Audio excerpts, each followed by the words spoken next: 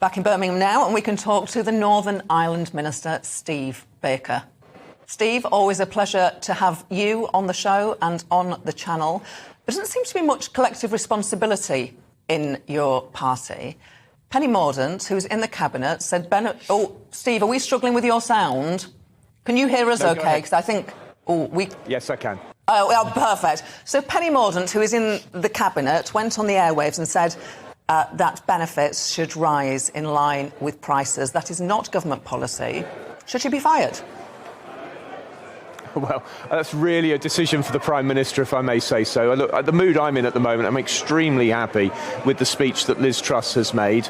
At last, after 30 years, we've got a Prime Minister with an absolutely sincere and steadfast commitment to prosperity through freedom. I mean, it's such a relief. I'm extremely pleased. And now I hope all Conservative MPs, whether they're in the Cabinet or on the backbenches, will decide that this is what they want and get behind the Prime Minister. The word was status quo is not an option. Growth, as I was saying, I tried to jot down how many times she mentioned that word.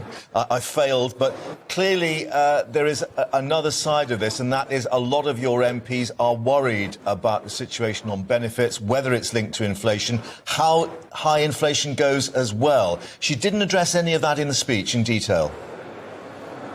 Well, no, she didn't. But look, the reality is, with inflation at levels where it is, it's a very grave problem for everyone, for businesses, for households, for individuals, and yes, for government, for the NHS. I mean, our fire service just had a big boost to funding, and it's been eaten up by energy bills. You know, it is an extremely serious situation. So I don't want to second-guess decisions which are very tough to take with big trade-offs. But, you know, people will know I've got a long record of saying that the universal credit uplift should be kept. I want a safety net that works, plus freedom so that people can get on and live their lives. And what the Prime Minister's talking about is that spirit of freedom. I mean, she doesn't care about 2-for-1 offers. Hallelujah. People are going to have the space to be responsible, make their own choices and build their own lives. And of course, responsibility and freedom is quite risky, but it is the essence of being human. And that's why I'm so excited about the speech she's made today. If only Tory MPs would get behind her, we could do something great. Well, Jake Berry, the Tory chairman, said Liz Truss is the party's greatest asset. Sounds like you agree. Just tell me why. She's a great asset because at last she's put some intellectual keel on the ship of state. You know, politics is always going to be difficult. It's always going to be contested. There will always be people trying to bring us down. So the ship of state is always going to be in a storm. And in that storm, you need a bit of keel to keep you on course. And that's been, I think, lacking time and again, unfortunately. But that is right there with Liz. She knows what she believes. She knows why she believes it. And she's very clearly going to see it through. Look at the mood she was in today. Look at how she handled the protester. I mean, there's resolve, there's intellect, there's agility. This is a person absolutely ready to be a great Prime Minister committed to freedom. And of course, reform's going to be tough. So I'm really excited about backing her. I'm glad that I backed her for the leadership. It's a proud day.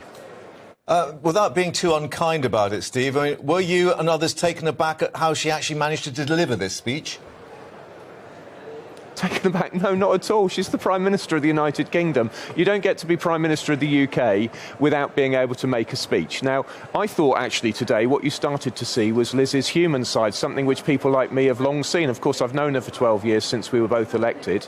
I've always known she had a sense of humour, and that started to come across today. Look, those protesters, you know, they weren't welcome. We all started clapping to drown them out. The way she dealt with them was to say that they'd come too early into the studio because she was into the theatre because she was about to deal with the anti-growth coalition, and the way she landed it was perfect to deal with a heckler like that. Let me just ask you, because she walked onto the stage with "Moving On Up" by M People, very positive song. Yeah. M People founder Mike Pickering has said the band are livid that their song was used by Prime Minister Liz Truss on stage. Your reaction? Well, I mean, if they're going to licence their music for use by others, I'm afraid that's a choice they've made. And provided the licensing arrangements were complied with, I'm afraid they'd surrendered that right to object. I'm afraid that's, if you enter into contracts, you have to abide by them. I mean, they're entitled to their political views, but, you know, I'm afraid I don't have much sympathy. If you licence your music to be used by somebody else, then you should expect it to be used. So you won't be using it again? don't care whether she uses it again or not. It's not material to the prospects of the people in Wickham or Northern Ireland, and that's what I'm focused on. You know, we need to deliver freedom. Unless they want to move on up, maybe, I don't know. But let me just bring you what Rachel Reeves said, the Shadow Chancellor, and basically said Labour knows real growth comes from the contribution of millions of working people and thousands of businesses. Most important thing the Prime Minister can do right now to stabilise the economy is immediately reverse her government's kamikaze budget when Parliament returns next week. Now, given that, what do you expect to return when you get back to Parliament and the whips have a word with all of you? Will there be a reassessment of some of these financial measures?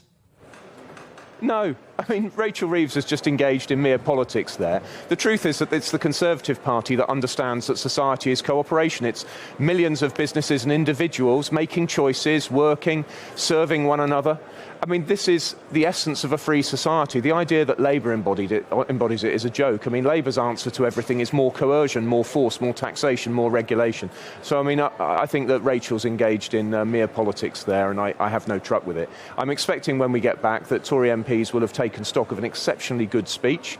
They'll have taken stock of what they're trying to achieve. They'll have had the opportunity to hear from their members and their party chairman and so on locally when they get to their constituencies. And I hope they'll decide to try and be, if I may say so, a bit statesmanlike. And that means looking like people who want to govern a country of tens of millions in the general interest by going for prosperity through freedom. And I think it's time for everyone, as it were, to rise to the challenge of the moment, and that means being serious and not shooting their mouths off against this policy. Very clear. Thank you very much indeed for joining us, Northern Ireland Minister Steve Baker there.